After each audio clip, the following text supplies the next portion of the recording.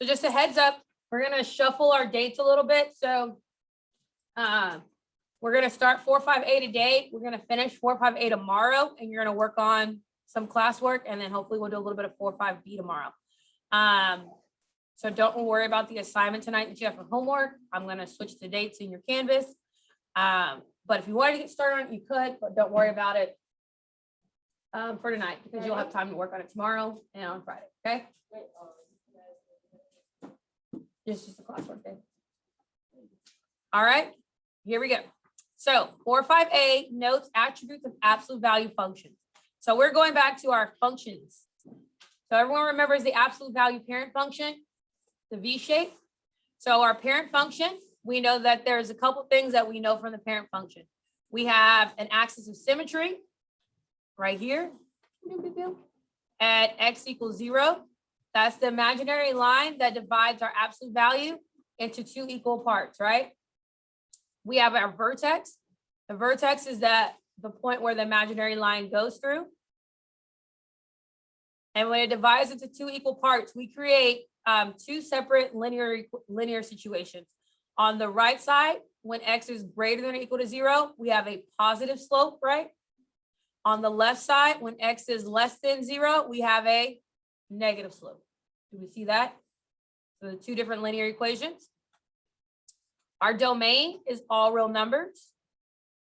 Our range for our parent function is y is greater than or equal to 0. And our x and y intercept are at 0, 0. And this is our parent function, right? Because it's our parent function, that means that these values can change. Do we agree? The only value that will not change is the domain. Does that make sense?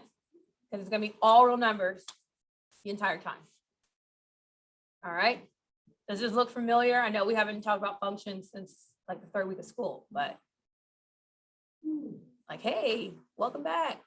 All right, so we're going to go over the two different ways that you can graph absolute value functions. We're going to start with option A on graphing and analyzing, and then we'll do option B tomorrow on graphing and analyzing. So for option A, you're going to create a table. And when you're creating this table, you're going to choose at least 3 values. One should be your H and your K.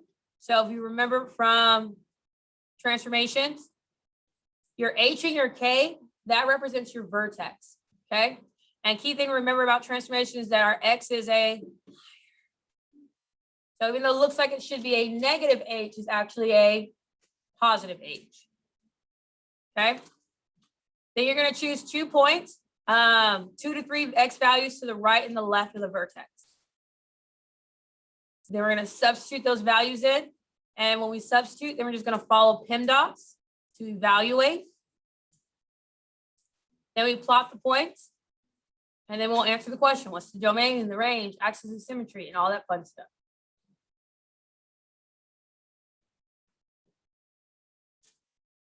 Are we ready? All right, let's look at example A. So it says here, it wants us to graph and then state the domain, range, axis of symmetry, and intercepts, okay? So the first thing we're gonna do is identify the vertex. So first we wanna know, what is the vertex? Your vertex is based off of your H and your K value. Okay, so my vertex is at -2, -3.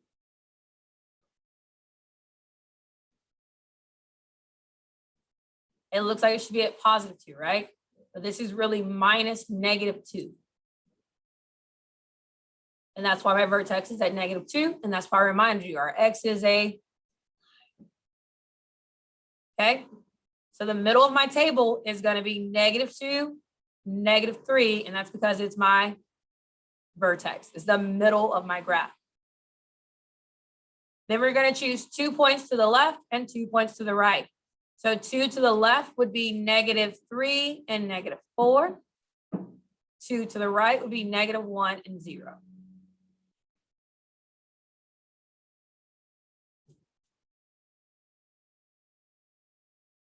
Okay, so now we're going to substitute those values in. So where X is, I'm putting in -4. So I have -4 plus 2 minus 3. What is -4 plus 2?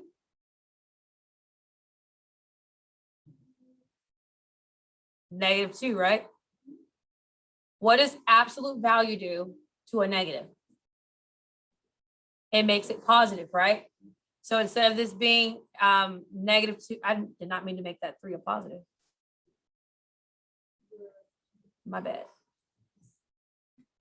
So -2 becomes a +2. So what is +2 minus 3? That makes it a -1, right?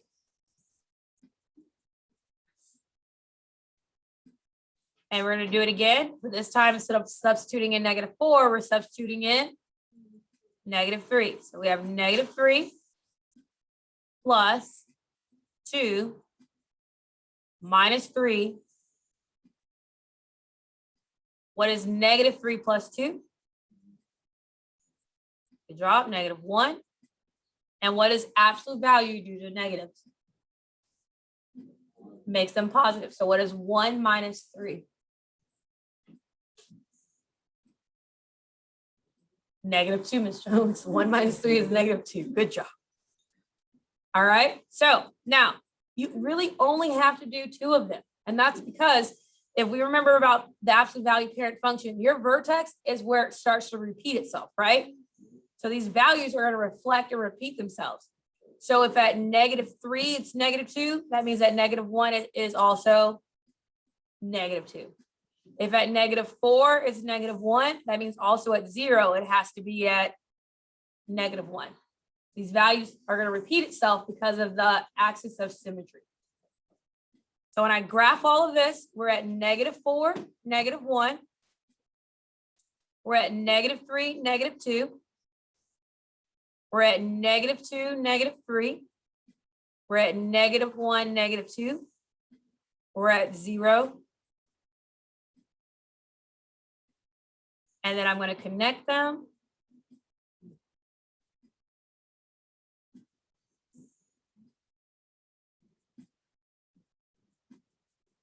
And there's my graph. And I know that I did it because are they symmetrical? So now I can describe the domain. Does the domain change? No, the domain is going to always be all real numbers. My range changed. Your range is saying, what is your lowest y value? -3. So y is greater than or equal to -3. My axis of symmetry, I'm going to go ahead and graph that on there. My axis of symmetry is the imaginary line at x equals -2.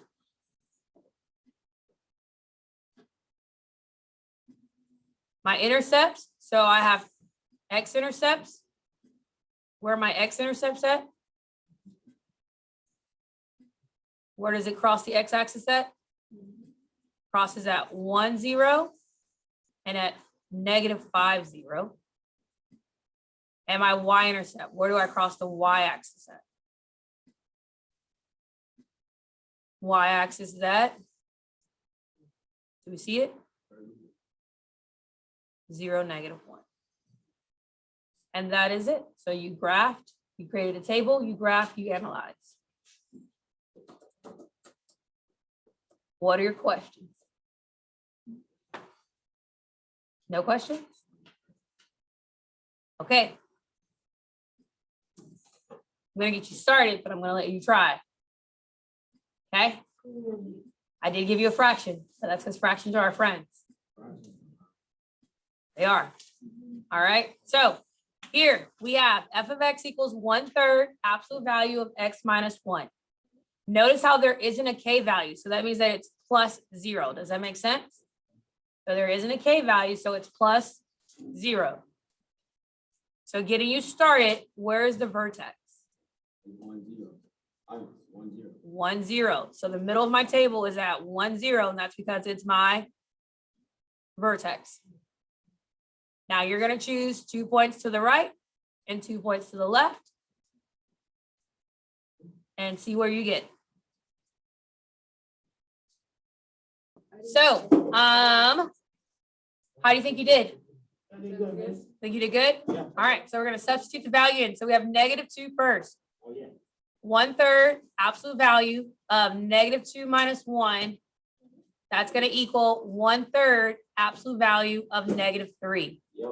What does the negative do to the absolute value do to the negative? It's a positive. Makes it positive. What is 1/3 of 3? 1. 1. So at -2, we are at 1. The reason why I encourage you to have 0 on your table is because you need your y-intercept, right? And so how else are you going to find your y-intercept? It worked. So now we have our 0. So we're going to do 1/3 absolute value of 0 minus 1 equals 1/3 absolute value of -1. What is the absolute value of -1? 1. 1. What is 1/3 times 1? 1/3. Because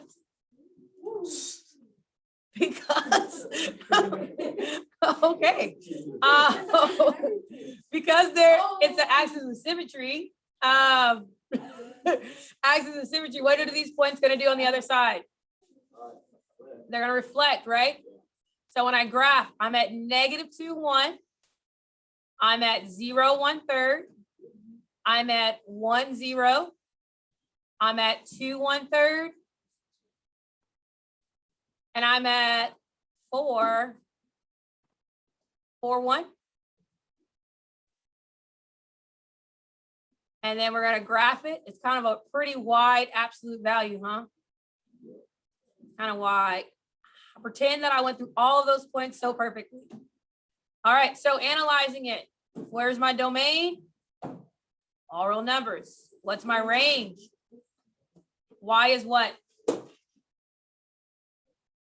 What is my range? 0. So y is greater than or equal to 0. And then I have my axis of symmetry. And my axis of symmetry is where? Yeah, it is. At x equals 1. And then my intercepts, they're the same as before. Intercepts are at 0 and 1/3. And where's my last one? 1, 0. All right. How did we do? Well, thank you guys.